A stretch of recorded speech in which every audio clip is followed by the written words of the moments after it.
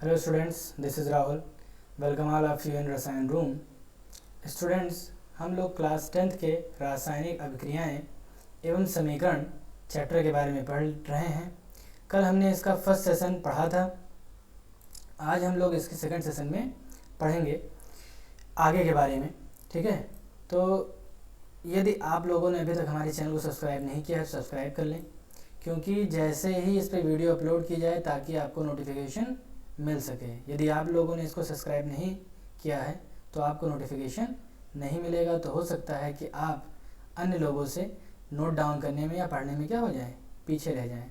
तो खुद भी सब्सक्राइब करिए और अपने दोस्तों को भी बता दीजिए कि क्या करें, उसको सब्सक्राइब कर लें.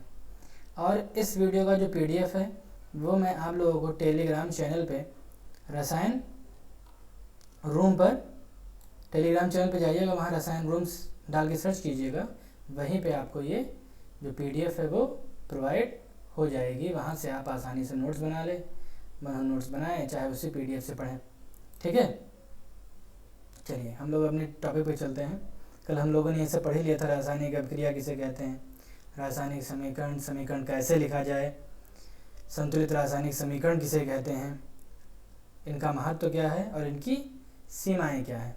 आज हम लोग का टॉपिक है रासायनिक अभिक्रियाओं के प्रकार. रासायनिक अभिक्रियाओं के प्रकार. तो रासायनिक अभिक्रियाएं मुख्यतः 5 प्रकार की होती हैं. कौन कौन सी? योगात्मक अभिक्रियाएं, वियोजन अभिक्रियाएं, विस्थापन अभिक्रियाएं, ऊष्माक्षेपी तथा ऊष्माशोषी अभिक्रियाएं, ऑक्सीकरण तथा अपचयन अभिक्रियाएं. अच्छा, योगात्मक अभिक्रियाओं को संयोजन अभिक्रियाएं भी कहते हैं, वियोजन अभिक्रियाओं को अपघटन अभिक्रियाएं भी कहते हैं, और विस्थापन को प्रतिस्थापन अभिक्रिया भी कहते हैं. तो हमें इन तीनों का दोनों नाम याद होना चाहिए. हो सकता है एग्जाम में योगात्मक लिख के आ जाए और हमने संयोजन याद कर रखा है तो हमारा क्वेश्चन रॉन्ग हो जाए, या हमें उस समय याद ही ना आए कि संयोजन अभिक्रियाएं कौन सी हैं. तो हमें दोनों नाम इसके याद रखने हैं कि योगात्मक को ही संयोजन कहते हैं, और सिंपल ही है, संयोग करना मतलब योग करना. ठीक है, तो संयोजन और योगात्मक ये दोनों याद रखना है. वियोजन मतलब टूटना और अपघटन मतलब भी टूटना, तो इसे भी हमें याद रखना है दोनों नाम. विस्थापन और प्रतिस्थापन, ये तो इनका सिनोनिम मतलब कि प्रोनाउंसिएशन ही सेम लग रहा है. अगले आ जाए हम लोग, तो चौथा हमारा है ऊष्माक्षेपी और ऊष्माशोषी. ये चौथा टाइप हो गया. और पांचवा टाइप हमारा क्या है? ऑक्सीकरण और अपचयन अभिक्रियाएं. देर ना करते हुए हम लोग अपने पहले टाइप पे चलते हैं, संयोजन अभिक्रिया या योगात्मक अभिक्रिया पर. जैसे कि इसका नाम ही है संयोजन अभिक्रिया या फिर योगात्मक अभिक्रिया. योग मतलब जुड़ना होता है, योग मतलब जुड़ना. तो यदि हम किन्हीं दो पदार्थों को जोड़ दें, जैसे यहाँ पर कार्बन हो गया और ऑक्सीजन है, जोड़ेंगे तो क्या मिलेगा? जोड़ने पर हमें एक ही उत्पाद मिलेगा. जैसे मान लीजिए कि हम कोई नंबर ऐड कर रहे हैं. ठीक है, नंबर ऐड कर रहे हैं, बहुत सारा नंबर ले लें. 2 + 1 + 2 2 2 4 और 1 5, तो इज इक्वल टू कितना मिल जाएगा? 5. अच्छा, ये जो हमें हमारा जो आंसर मिला है वो कितना है? एक ही तो आंसर मिला हमको. ये तो नहीं है कि 5 भी मिला हो और 2 1 2 यानी 212 मिल गया हो. तो दो हमें आंसर नहीं मिले हैं, हमें केवल एक ही आंसर मिला है. तो इसी प्रकार यहाँ भी है रासायनिक अभिक्रियाओं में कि जब दो या दो से अधिक पदार्थ आपस में संयोग करते हैं तो वे कितना पदार्थ बनाते हैं? केवल एक ही पदार्थ बनाते हैं. ठीक, हमें यह याद रखना है कि जब दो या दो से अधिक पदार्थ आपस में संयोग करते हैं तो वे संयोग होकर एक पदार्थ बनाते हैं. ऐसी अभिक्रियाओं को हम क्या कहेंगे? योगात्मक अभिक्रियाएं. बहुत ही आसान अभिक्रिया है ये. ठीक, तो दो या दो से अधिक पदार्थ आपस में संयोग करके जब एक पदार्थ बनाते हैं तो उसे हम लोग योगात्मक अभिक्रिया कहेंगे. जैसे अमोनिया ले लिए और हाइड्रोजन क्लोराइड, ये आपस में संयोग किया, NH3HCl, तो H यहाँ भी है तो H कितना हो गया? 4. आपस में संयोग कर लिए तो NH4 बन गया और Cl जुड़ गया. ठीक है, तो यानी NH3 में HCl ऐड हो गया और क्या बन गया हमारा? NH4 बन गया. इसी प्रकार कार्बन ऑक्सीजन से अभिक्रिया किया, यानी कोई हम लकड़ी ले लेंगे और उसे जलाएं तो क्या बनेगा? धुआं बनेगा. तो कार्बन ऑक्सीजन के साथ जलकर क्या बनाएगा? CO2, कार्बन डाई ऑक्साइड बनाएगा। ठीक है, इसी प्रकार H2 ले लें, O2 ले लें, तो दोनों आपस में अभिक्रिया करके क्या बनाएंगे, H2O बनाएंगे। ठीक है, H2 प्लस O2 तो क्या बन जाएगा हमारा H2O। ये भी अभिक्रिया कैसा हुआ, योगात्मक अभिक्रिया ही हुआ। तो जिसमें हमें केवल एक उत्पाद प्राप्त हो वह अभिक्रिया कैसी होगी, योगात्मक अभिक्रिया होगी। अगले टॉपिक पे चलते हैं हम लोग, वियोजन अभिक्रिया। तो जो वियोजन अभिक्रिया है वो योगात्मक का जस्ट अपोजिट है। योग में जोड़ते थे, यहाँ तोड़ेंगे। ठीक है, जैसे आजकल की बहुएं करती हैं, घरों को तोड़ना। ठीक है, तो यदि क्या करें हम लोग, कोई एक पदार्थ हो, या मान लीजिए हमारे पास क्या हो, ये बैग है। ठीक है, अगर इस बैग को हम लोग क्या करें, तोड़ दें। ठीक है, तोड़ कर दें, तोड़ने का मतलब हो गया वियोजित करना, अपघटित करना। ठीक है, तो वियोजन अभिक्रियाएं 3 प्रकार की होती हैं। पहला है ऊष्मीय वियोजन, दूसरा है प्रकाश अपघटन, तीसरा है विद्युत अपघटन। अब अगर हम ऊष्मा की उपस्थिति में किसी पदार्थ का वियोजन करते हैं तो वह ऊष्मीय अपघटन कहलाएगा। प्रकाश की उपस्थिति में, यहाँ प्रकाश से मतलब हमारा सूर्य के प्रकाश से ही है। तो यदि कोई पदार्थ है या कोई यौगिक है जो सूर्य के प्रकाश की उपस्थिति में वियोजित होता है तो वह प्रकाश अपघटन या प्रकाश वियोजन कहलाएगा। और विद्युत तो नाम से ही है, यदि कोई विद्युत की उपस्थिति में वियोजित हो रहा है तो वह विद्युत अपघटन कहलाएगा। तो हमें केवल एक ही डेफिनेशन याद करनी है मेन वियोजन अभिक्रिया की। इसी में हम सब कुछ बारी बारी से ऐड करते हुए चलेंगे। तो हम चलते हैं अपने वियोजन अभिक्रिया के डेफिनेशन पे। वह अभिक्रिया जिसमें एक यौगिक वियोजित होकर 2 या 2 से अधिक पदार्थ में परिवर्तित हो जाती है। ठीक है, हमारे पास जो अभिकारक है वह अभिकारक कितना है, एक ही है। लेकिन जब वो वियोजित होगी तो वियोजित होने के पश्चात 2 या 2 से अधिक उत्पाद बनाएगी, या 2 या 2 से अधिक उत्पादों में परिवर्तित हो जाएगी।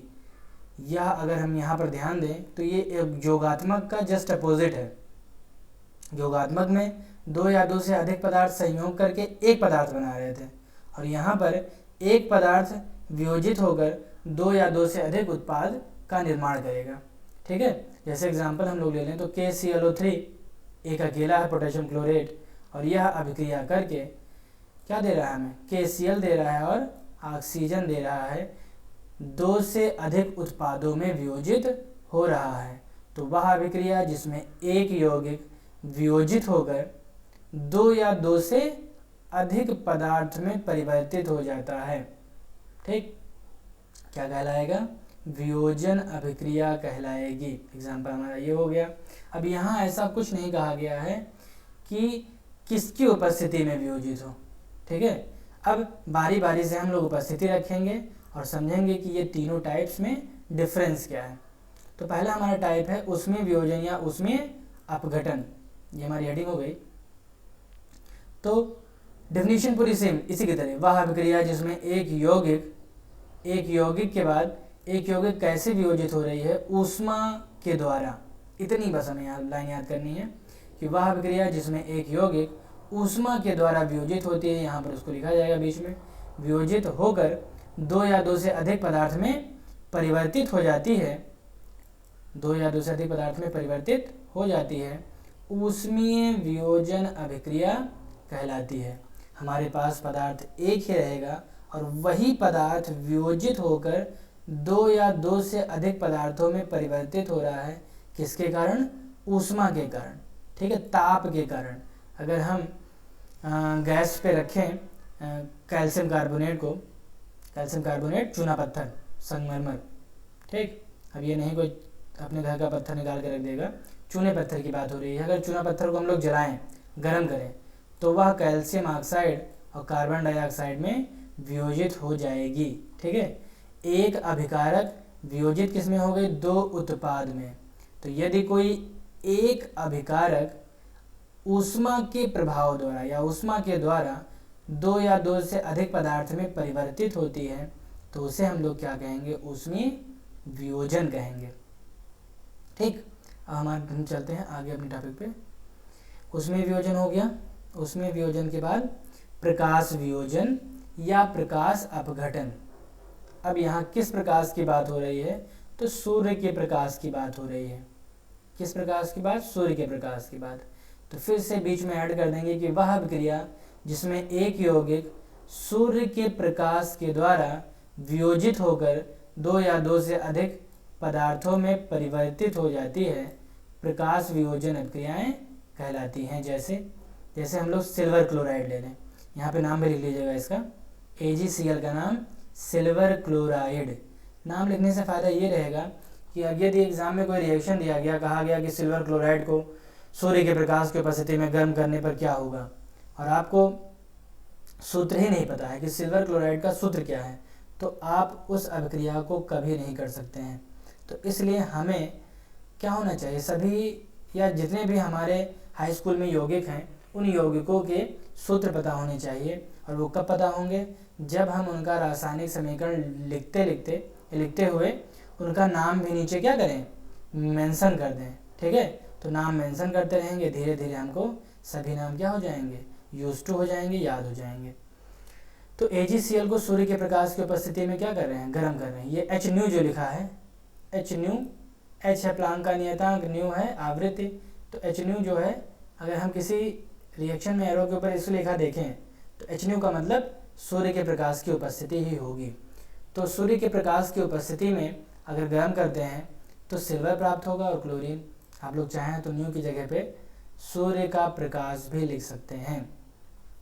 ठीक, तो वह अभिक्रिया जिसमें एक यौगिक सूर्य के प्रकाश के द्वारा वियोजित होकर दो या दो से अधिक पदार्थों में परिवर्तित हो जाती है, प्रकाश वियोजन अभिक्रियाएं कहलाती हैं। जैसे में हमारा हो गया सिल्वर क्लोराइड वियोजित होकर सिल्वर तथा क्लोरीन दे रहा है।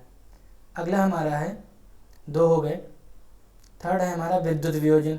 अब यहाँ पर वियोजन कैसे होगा, विद्युत के द्वारा, विद्युत वियोजन या विद्युत अपघटन में। तो वह अभिक्रिया जिसमें एक यौगिक के जलीय विलयन में विद्युत प्रवाहित करने पे, अब विद्युत प्रवाहित कहाँ करें वियोजन के लिए, तो जलीय विलयन में प्रवाहित करें। जलीय विलयन में विद्युत प्रवाहित करने पर वियोजित होकर दो या दो से अधिक पदार्थों में परिवर्तित हो जाता है, विद्युत वियोजन अभिक्रियाएं कहलाती हैं। तो कोई भी अभिकारक ले लें, उसका जलीय विलयन बनाएं और उस जलीय विलयन में विद्युत प्रवाहित करें। ठोस में तो डायरेक्ट प्रवाहित नहीं कर दोगे, ठीक है। इसे मान लो लोहा ले लें, तो लोहे में विद्युत प्रवाहित करने पर उसे हम लोग वियोजित नहीं कर सकते हैं, वह लोहा है और लोहा ही रहेगा। अगर तुम्हारे घर में लोहे की रॉड है, लोहे का ग्रिल है और उसमें करंट प्रवाहित कराओ या करंट भेजो उसमें, तो वह लोहे का रॉड आयनित नहीं हो जाएगा। ठीक है। हाँ, यदि हम लोग लोहे का विलयन बनाएं और अगर उस विलयन में लोहे के साथ साथ मैग्नीशियम है, ऑक्सीजन है, कार्बन है, तो कार्बन और मैग्नीशियम ऑक्सीजन के साथ अभिक्रिया करके मैग्नीशियम ऑक्साइड और कार्बन डाइऑक्साइड बना लेंगे। यहाँ पर इसलिए हम लोग सिंपल सा जल की बात कर रहे हैं। जल में अगर हम विद्युत प्रवाहित करें तो उसका विद्युत अपघटन हो जाएगा और हमें हाइड्रोजन गैस और ऑक्सीजन गैस प्राप्त होगा। ठीक है, यानी अगर हमें जल को हाइड्रोजन और ऑक्सीजन में क्या करना है, वियोजित करना है, तो उसमें हाइड्रोजन और ऑक्सीजन प्रवाहित करें। ठीक है, तो वह अभिक्रिया जिसमें एक यौगिक के जलीय विलयन में विद्युत प्रवाहित करने पर दो या दो से अधिक पदार्थों में परिवर्तित हो जाती है या वियोजित हो जाती है, विद्युत वियोजन या विद्युत अपघटन अभिक्रियाएं कहलाती हैं। ठीक है, यहाँ पर जो हमारी वियोजन अभिक्रियाएं थी बात समाप्त हो गई। एक बार जल्दी से क्विक रिवीजन कर लेते हैं। तो वियोजन अभिक्रियाएं तीन प्रकार की हुई, ऊष्मीय अपघटन, प्रकाश अपघटन और विद्युत अपघटन। एक डेफिनेशन हमको याद रखनी है वियोजन अभिक्रिया की कि वह अभिक्रिया जिसमें एक यौगिक वियोजित होकर दो या दो से अधिक पदार्थ में परिवर्तित हो जाती है, वियोजन अभिक्रिया कहलाती है। प्रकाश का लिखना है तो हमें क्या करना है कि वह अभिक्रिया जिसमें एक यौगिक, यहीं बीच में ऐड कर देना है कि वह अभिक्रिया जिसमें एक यौगिक ऊष्मा के प्रभाव के द्वारा दो या दो से अधिक पदार्थों में परिवर्तित हो जाती है, ऊष्मीय अपघटन कहलाती है। यहीं पे ऐड कर देना है हमें बीच में, जहाँ ऊष्मा के द्वारा लिखे थे वहाँ प्रकाश के द्वारा अपघटित होती है तो प्रकाश अपघटन, और यहीं ऐड कर देना है कि जलीय विलयन अगर विद्युत के द्वारा अपघटित होती है तो उसे हम लोग कहेंगे विद्युत अपघटन या विद्युत वियोजन अभिक्रिया। ठीक, तो दूसरा हमारा समाप्त हुआ यहाँ पर। अब हम लोग आते हैं अपने तीसरे हेडिंग पे, विस्थापन या प्रतिस्थापन अभिक्रियाएं। अच्छा, बहुत सारे बुकों में जो ये एकल विस्थापन है और द्वि विस्थापन है, अलग अलग हेडिंग बनाई गई है, लेकिन ऐसा नहीं है। हम लोग इसे एक में ही कंसीडर करके चलेंगे। अब विस्थापन और प्रतिस्थापन अभिक्रियाएं पढ़नी है हम लोग को। तो सबसे पहले कौन किसको विस्थापित करेगा हमें ये जानना चाहिए। तो मान लीजिए इस क्लास है, या फिर आप लोग नेताओं को तो देखते ही होंगे कि कुर्सी के लिए बड़ी मार होती है। मान लीजिए एक कुर्सी है, इस कुर्सी पे कोई नेता बैठा है, ठीक है, यहाँ कोई नेता बैठा है। अच्छा, इस नेता को अगर हमें इस कुर्सी से हटाना है तो हमें कोई ऐसा मंत्री या नेता लेके आना होगा जो इनसे ज़्यादा क्या हो, ताकतवर हो। या ठीक है, अगर ये ताकतवर है तो ये क्या करता है, इसे अपनी इनकी कुर्सी से हटा के खुद इनकी कुर्सी पे बैठ जाएगा। तो ऐसे ही यहाँ तत्वों के साथ भी है। जो तत्व जितना ज़्यादा प्रबल होंगे, जितना ज़्यादा क्रियाशील होंगे, वह कम क्रियाशील तत्वों को क्या कर देंगे, उनके यौगिक से प्रतिस्थापित या विस्थापित कर देंगे। ठीक है, तो वही अभिक्रिया क्या कहलाएगी, विस्थापन अभिक्रियाएं कहलाएंगी। इसको हम लोग बस रासायनिक अभिक्रिया थोड़ा डाल के लिख देंगे। तो हेडिंग क्या है कि वह रासायनिक अभिक्रिया जिसमें अधिक क्रियाशील तत्व कैसा है, अधिक क्रियाशील तत्व कम क्रियाशील तत्व के यौगिक से उस तत्व के परमाणु को विस्थापित कर स्वयं उसका स्थान ग्रहण कर लेती है। इसने इसको विस्थापित किया और स्वयं इसका स्थान ग्रहण कर लिया। कैसी अभिक्रिया कहलाएगी, विस्थापन अभिक्रिया कहलाएगी। ठीक है, तो वह रासायनिक अभिक्रिया जिसमें एक अधिक क्रियाशील तत्व कम क्रियाशील तत्व को उसके यौगिक से प्रतिस्थापित कर स्वयं उसका स्थान ले लेती है, विस्थापन अभिक्रिया कहलाती है। ठीक, यहाँ पर इसके दो प्रकार हुए, एकल विस्थापन और द्विविस्थापन। द्विविस्थापन का बहुत फेमस नाम है उभय अपघटन अभिक्रिया।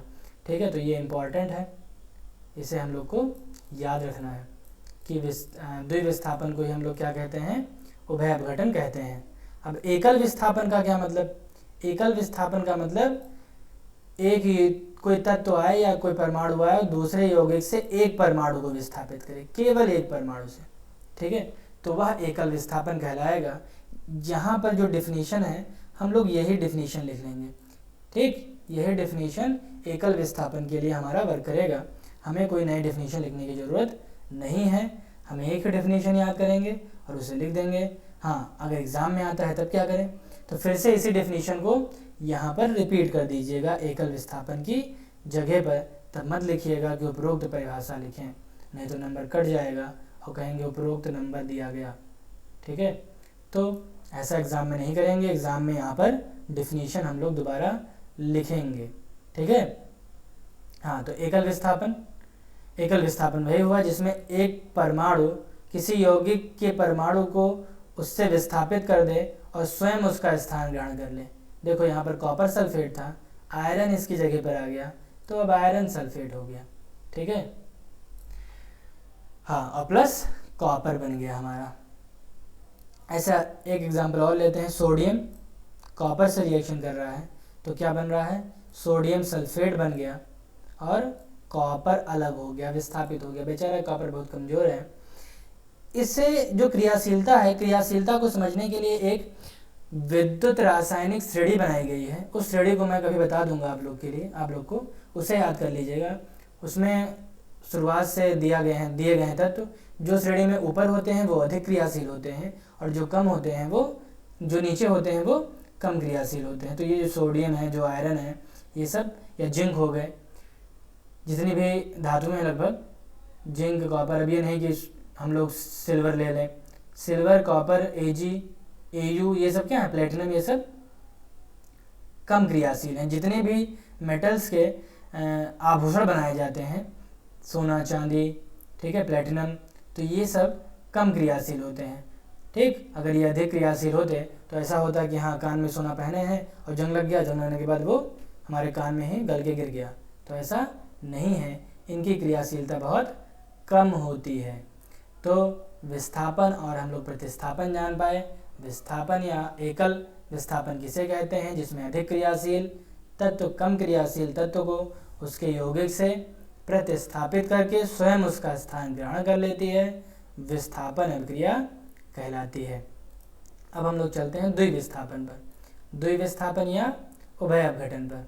उभय अपघटन किसे कहेंगे, तो उभय नाम ही जान गए, उभय मतलब दो, एक गाना चला था, इसकी टोपी उसके सर, उसकी टोपी उसके सर, ठीक है, इनकी टोपी इनके पास चली जाए और इनकी टोपी इनके पास चली जाए तो उभय अपघटन हो जाएगा, टोपियों का स्थानांतरण हो रहा है, ठीक है। तो यहाँ टोपी नहीं जाएगा, यहाँ तत्व जाएंगे और तत्व में जो आयन है वे आयन एक दूसरे का स्थान परिवर्तित कर लेंगे, अपने स्थान का परिवर्तन कर लेंगे। या पहले छोटे बच्चे क्या करते थे, जब 5 का नोट चलता था और उनको क्या दो, 10 रुपये का सिक्का दो, 5 रुपये की नोट या कोई भी नोट दे दो, ठीक है, तो वो नोट, मान लो हम 500 का नोट दे रहे हैं और 1 रुपये का सिक्का दे रहे हैं किसी बच्चे को, तो बच्चा क्या करेगा, सिक्का लेगा, सिक्का, ठीक है, उसको पैसे से कोई मतलब नहीं है, चाहे जितने बड़ा आप नोट दे दीजिए वो लेगा क्या, सिक्का, ठीक है। तो आपने उसको क्या कर दिया, टोपी पहना दिया, अपनी लैंग्वेज में कहते हैं, देखिए हमने क्या किया, उसको टोपी पहना दिया, लेकिन वो अपनी सुविधा अनुसार सिक्का लेता है,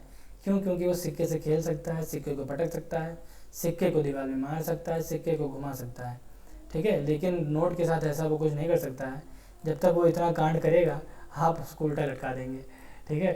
तो अगर कोई 2000 के नोट के साथ ही सब करे तो ये है नहीं संभव, लेकिन हाँ अगर 2 रुपये का सिक्का है तो आप उसके साथ उसको पानी में भी खेल सकते हैं, ठीक है। तो बच्चों के लिए बहुत सारे हैं, छोटे बच्चों के लिए, बड़े ऐसा ना करें। हाँ, तो उभय अपघटन अपक्रियाएं, उभय अपघटन जान गए, इनकी टोपी उनके सर, इनकी टोपी इनके सर, तो यहाँ टोपी नहीं ले जानी है हमें, यहाँ हमें क्या ले जाना है, हमें आयन ले जाना है, क्या ले जाना है, आयन। तो वे रासायनिक अपक्रियाएं जिनमें अभिकारक यौगिक के आयन, अभिकारक यौगिक क्या है, मतलब ये अभिकारक है और ये अभिकारक है, ठीक है। अभिकारक यौगिक के आयन परस्पर विनिमय के द्वारा, विनिमय मतलब अदला बदली, विनिमय के द्वारा नए उत्पाद बनाते हैं, उभय अपघटन कहलाती है। अब आयन, आयन तो कहोगे सर जी यहाँ दिख ही नहीं रहे हैं, तो ये जो Ag लिखा है, AgNO3, अगर हम इसको वियोजित करें तो Ag जो है वियोजित हो जाएगा Ag+ में, जितनी भी धातुएं होती हैं वो धनात्मक होती हैं और उसके अलावा अधातुएं ऋणात्मक होती हैं। और ये NO3 नाइट्रेट आयन है, 9th में हमने बताया ही है, NO3-। यहाँ देखें अगर हम KCl के लिए तो इसमें क्या है, K+ और Cl-, ठीक है। तो यहाँ पर Ag क्या कर रहा है, K से अपना स्थान परिवर्तित कर ले रहा है, K से क्या कर रहा है, अपना स्थान परिवर्तित कर ले रहा है।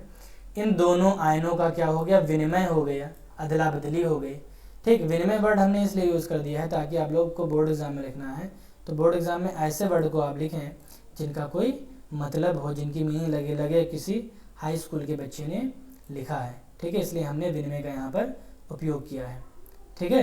तो ये आयन कहाँ चला गया, पोटेशियम के स्थान पर, और पोटेशियम कहाँ आया, Ag के स्थान पर। अच्छा, कुछ भैया एक्स्ट्रा इंटेलिजेंट बच्चे होंगे तो वो ये भी कहेंगे हम इनको ट्रांसफ़र कर दें, तो ठीक भैया इन्हीं को ट्रांसफ़र कर दो, Cl को ले आओ इनकी जगह पर, इनको ट्रांसफ़र कर दो उनकी जगह पे, तब भी तो AgCl बनेगा, ठीक है। तो AgCl और KNO3 बन गया। लेकिन जो अदला बदली होते हैं अधिकतर कौन करते हैं, धातुएं ही करते हैं, अधातुएं ये सब काम नहीं करती हैं। धातु के लिए ही बहुत मार होता है, सबको सोना चाहिए, सबको चांदी चाहिए, सबको प्लेटिनम चाहिए, किसी को नहीं चाहिए क्या, ग्रेफाइट, प्लास्टिक, लकड़ी, जो लकड़ी दे दो, लकड़ी नहीं चाहिए किसी को, ठीक है। 1 किलो लकड़ी लोगे कि 1 किलो सोना लोगे, तो लोग सोने की तरफ जल्दी भागेंगे, क्योंकि लकड़ी 7 रुपया किलो है और सोना 35,000 का 10 ग्राम मिल रहा है, ठीक है। तो गुणा कर लीजिए इसे 1 किलोग्राम से। तो धातुएं ही हमेशा अदला बदली करेंगे। तो वे रासायनिक अपक्रियाएं जिनमें अभिकारक यौगिकों के आयन, आयन दिखी गए हमको, ये धन आयन और ये धन आयन, अभिकारक यौगिकों के आयन परस्पर विनिमय के द्वारा नए उत्पाद बनाते हैं, उभय अपघटन अपक्रियाएं कहलाती हैं, ठीक, खत्म। तो प्रतिस्थापन अपक्रियाएं 2 प्रकार की, एकल और द्विविस्थापन। एकल में यही डेफिनेशन, और द्विविस्थापन में अभिकारक के जो आयन होंगे वो आयन क्या करेंगे, परस्पर अदला बदली या विनिमय कर लेंगे और विनिमय के द्वारा नए उत्पाद प्राप्त करेंगे या बनाएंगे, वही क्या कहलाएगा, उभय अपघटन अभिक्रिया कहलाएगी, ठीक। अब हमारा जो चौथा प्रकार है रासायनिक अपक्रिया का, वह है ऊष्मा शोषी और ऊष्मा क्षेपी। क्षेपी और शोषी, शोषी से तो नाम ही से लग रहा है, शोषी मतलब ग्रहण कर देना, शोषित कर लेना, क्षेपी थोड़ा सा नया वर्ड हो जाता है, ठीक। जब शोषी में सोख रहा है, ठीक है, तो 6p में निकालेगा, ठीक है। शोषी में सोखेगा तो 6p में निकालेगा।